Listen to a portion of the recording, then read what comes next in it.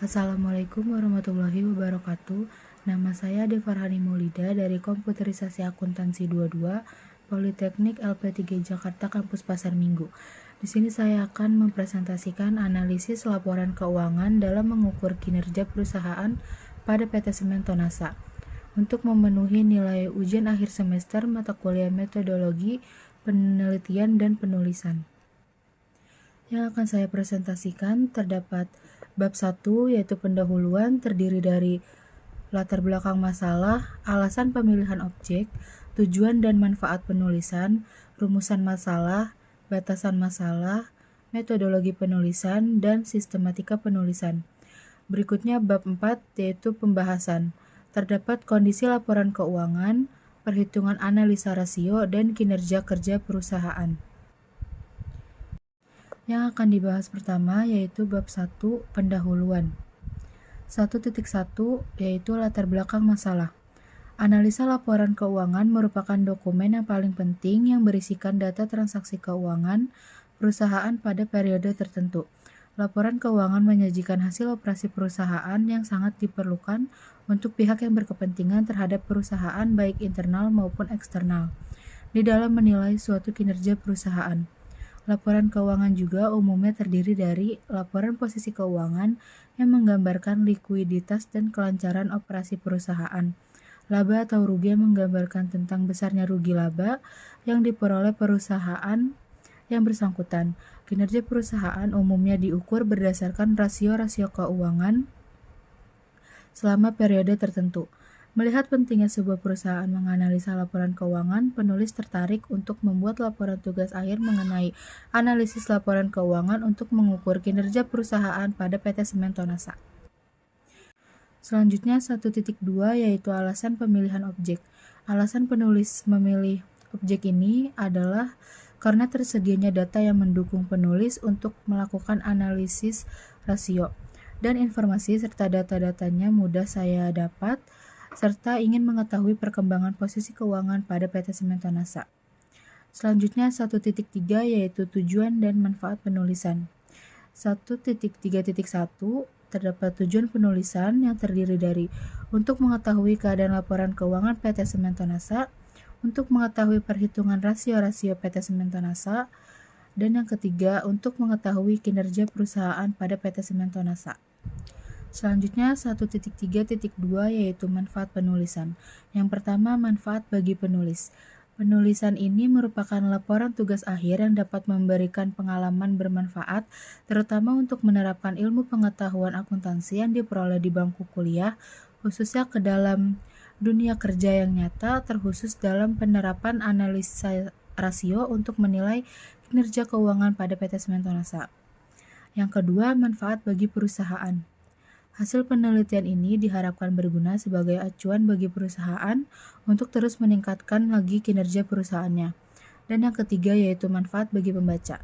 Hasil dari penulisan mengenai analisa rasio laporan keuangan ini dapat dijadikan sebagai penambah wawasan dan dapat menjadi bahan referensi atau acuan penelitian bagi penulis selanjutnya, khususnya mahasiswa Politeknik LP3 Jakarta.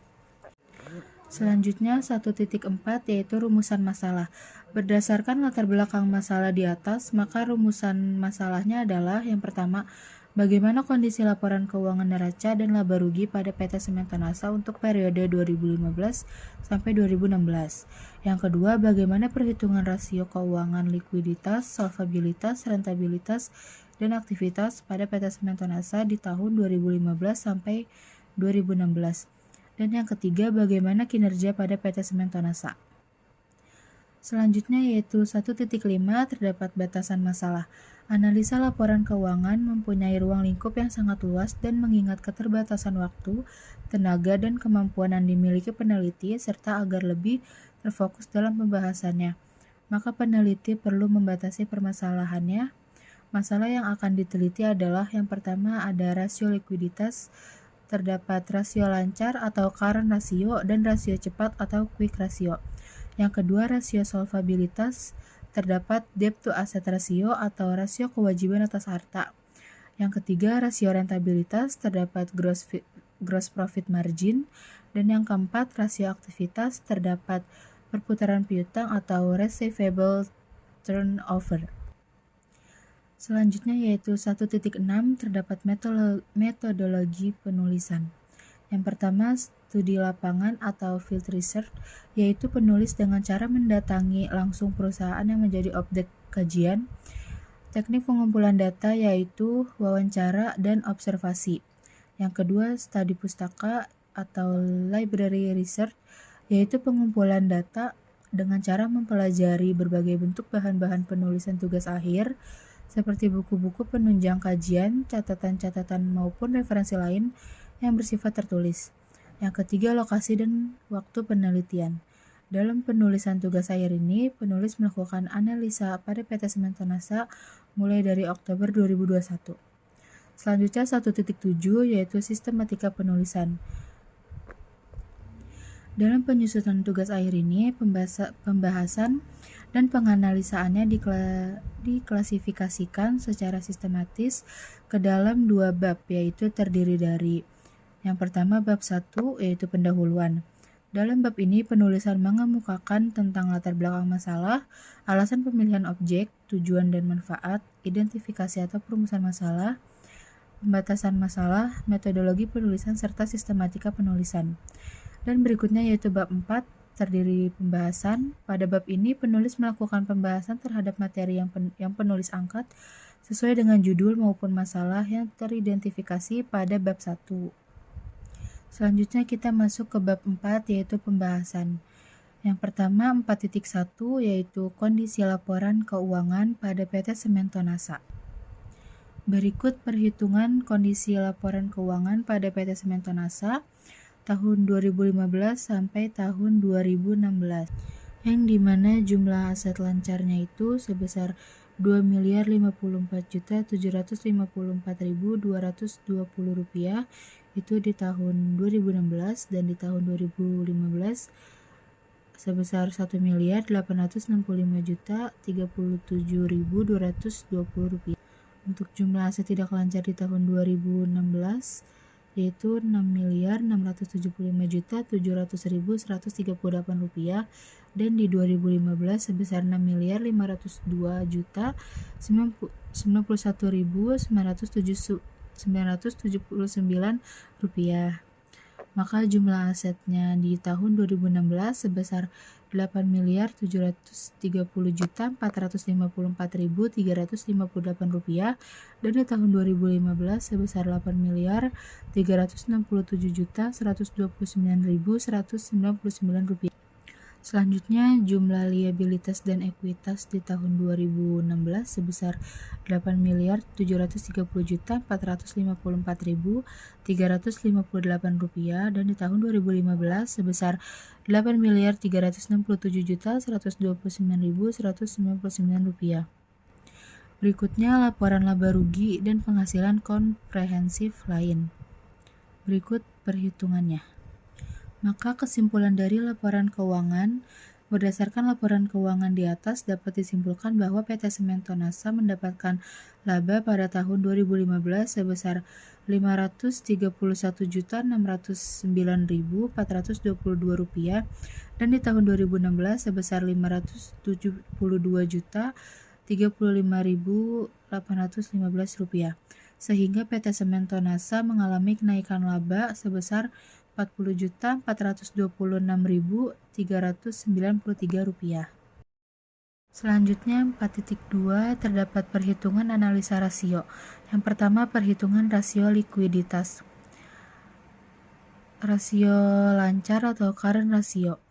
Current ratio rumusnya yaitu aktiva lancar dibagi dengan utang lancar. Di tahun 2015 maka current rasionya itu Rp1.865.037.220 dibagi dengan Rp1.499.920.697, maka hasilnya 1,24. Artinya jumlah aktiva lancar sebanyak 1,24 kali utang lancar, atau setiap Rp1 utang lancar dijamin oleh Rp1,24 harta lancar, atau 1,24:1 antara aktiva lancar dengan utang lancar. Selanjutnya current ratio di tahun 2016 yaitu 2.054.754.220 rupiah dibagi dengan 1.685.186.498, maka hasilnya 1,22. Artinya jumlah aktiva sebanyak 1,22 kali. Utang lancar atau setiap 1 rupiah utang lancar dijamin oleh 1,22 rupiah harta lancar atau 1,22/1 antara aktiva lancar dengan utang lancar. Jika rata-rata industri current ratio adalah 2 kali keadaan perusahaan untuk tahun 2015, lebih baik dari keadaan tahun 2016 karena tahun 2015 current ratio lebih besar sedangkan current ratio 2016 lebih kecil dari rata-rata industri. Lanjut yang kedua, rasio cepat atau quick ratio.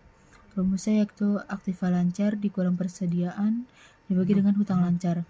Untuk quick ratio di tahun 2015 yaitu 1,865.037.220 rupiah dikurang dengan 567.933.968 rupiah dibagi dengan 1.499.920.697 rupiah sama dengan 0,86. Dan quick ratio di tahun 2016 yaitu 2.054.754.220 rupiah dikurang dengan 667.407.838 rupiah dibagi dengan 1.685.186.498 rupiah sama dengan 0,82. Jika rata-rata industri untuk quick ratio adalah 1,5 kali, maka keadaan perusahaan tersebut belum baik dari perusahaan lain. Kondisi ini menunjukkan bahwa perusahaan harus menjual sediaan bila hendak melunasi utang lancar tetapi tidak menjual surat berharga atau penagihan piutang. Lanjut yang kedua, perhitungan rasio solvabilitas. Yang pertama itu debt to asset ratio, yaitu rumusnya total debt dibagi dengan total aset. Untuk tahun 2015 debt to asset rasionya 4.568.168.737 rupiah dibagi dengan 8.367.129.199 rupiah, maka hasilnya 54%. Dan untuk tahun 2016 debt to asset ratio sama dengan 4.547.362.000 rupiah dibagi dengan 8.730.454.358 rupiah, maka hasilnya 52%. Jika rata-rata industri 35%, debt to asset rasio perusahaan masih di bawah rata-rata industri sehingga akan sulit bagi perusahaan untuk memperoleh pinjaman. Kondisi tersebut juga menunjukkan bahwa biaya hampir separuhnya utang. Jika perusahaan bermaksud menambah utang, perusahaan perlu menambah terlebih dahulu ekuitasnya. Secara teoretis, apabila perusahaan dilikuidasi, masih mampu menutupi utangnya dengan aktiva yang dimiliki. Yang ketiga yaitu perhitungan rasio rentabilitas. Terdapat gross profit margin dengan rumus operating income dikurang dengan operating expense dibagi dengan operating income dikali 100%. Untuk tahun 2015 sebesar 60%. Berdasarkan perhitungan profit margin menunjukkan bahwa 60% adalah presentasi laba dari kegiatan usaha murni dari bank yang bersangkutan setelah dikurangi biaya-biaya pada tahun 2015. Dan untuk tahun 2016 sebesar 71%. Berdasarkan perhitungan gross profit margin menunjukkan bahwa 71% adalah presentasi laba dari kegiatan usaha murni dari bank yang bersangkutan setelah dikurangi biaya-biaya di tahun 2016. Pada perhitungan gross profit margin menunjukkan bahwa adanya kenaikan rasio presentasi laba dari kegiatan usaha murni dari tahun 2015 ke tahun 2016 berupa 2%. Selanjutnya yang keempat, perhitungan rasio aktivitas dengan rumus rasio aktivitas yaitu perputaran piutang dengan rumus penjualan kredit dibagi dengan piutang. Untuk tahun 2015 perputaran piutangnya itu sebesar 7,88 kali, maka dibulatkan menjadi 8 kali. Dan untuk tahun 2016 7,49 kali, maka dibulatkan menjadi 7 kali. Artinya perputaran piutang di tahun 2015 ada 8 kali dibanding penjualan, dan perputaran piutang untuk tahun 2016 adalah 7 kali dibanding penjualan. Jika rata-rata industri untuk perputaran piutang adalah 15 kali, maka untuk tahun 2015 dapat dikatakan penagihan piutang yang dilakukan manajemen dapat dianggap tidak berhasil. Namun untuk tahun 2015 juga belum dianggap berhasil karena masih kurang dari rata-rata industrinya. Dan yang terakhir 4.3 yaitu kinerja perusahaan. Yang pertama, dari hasil perhitungan rasio likuiditas menunjukkan bahwa perusahaan mampu membayar utang jangka pendek, namun masih dalam keadaan yang mengkhawatirkan karena dari hasil perhitungan rasio perusahaan masih di bawah standar rata-rata industri. Yang kedua, dari hasil perhitungan rasio solvabilitas menunjukkan bahwa aktivitas perusahaan masih lebih besar dibiayai oleh utang dibanding oleh ekuitas perusahaan. Yang ketiga, dari hasil perhitungan rasio rentabilitas menunjukkan bahwa margin laba perusahaan masih rendah karena hasil perhitungan rasionya masih di bawah rata-rata standar industri. Dan yang terakhir, yang keempat, dari hasil perhitungan rasio aktivitas yang dimiliki perusahaan menunjukkan bahwa dalam penggunaan aktivitas yang dimiliki perusahaan belum efektif karena hasil dari analisa berdasarkan rasio aktivitas menunjukkan bahwa perusahaan dianggap belum berhasil dalam melakukan penagihan piutang dan perusahaan juga masih menahan persediaan dalam jumlah yang berlebihan. Dan perusahaan belum memaksimalkan kapasitas aktiva yang dimilikinya dibandingkan dengan perusahaan lain yang sejenisnya. Oke, sekian presentasi yang bisa saya sampaikan. Kurang lebihnya mohon maaf. Wassalamualaikum warahmatullahi wabarakatuh.